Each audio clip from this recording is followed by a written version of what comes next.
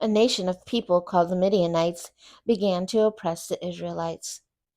They took all their cattle and livestock and trampled on all the crops they planted. They were bullies. The Israelites cried out to God in distress. So God sent an angel of the Lord to a man named Gideon. The angel said, "Gideon, you mighty man of valor, go in might and strength, and I am with you. Save Israel from the hand of the Midianites."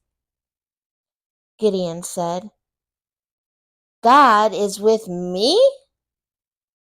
If the Lord is with us, why has all this happened to us? And what can I do? My tribe is the weakest, and I'm the youngest in my family."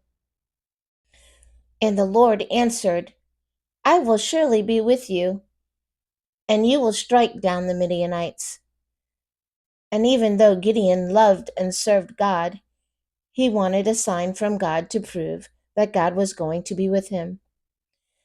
And Gideon said to God, "If you will save Israel by my hands, I will place a piece of fleece outside on the ground, and if it's wet with dew and all around it is dry, then I will know that you will save Israel by my hands, as you have said."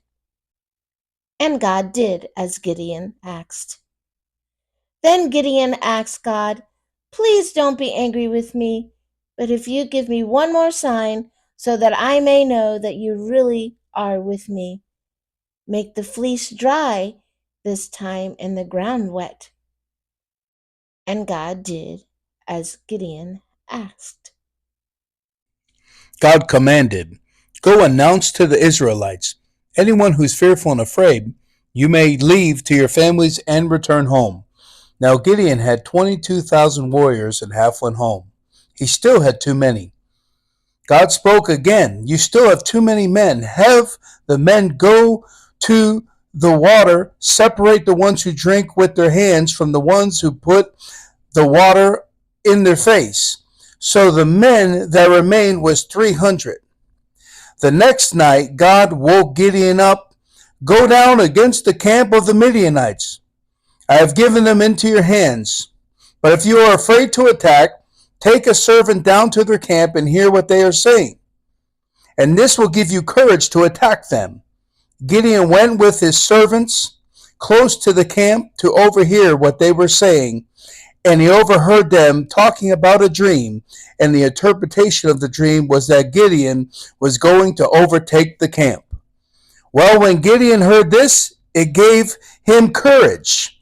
He bowed down to the ground and worshiped God, thanking God as he was ready for battle. Gideon returned to the camp, yelling, "Get up! Get up! The Lord has given the Midianites into our hands." All three groups of 100 surrounded each side of the camp. "When I give the command, blow the trumpet and smash the glass jars." All the soldiers waited until Gideon gave the command.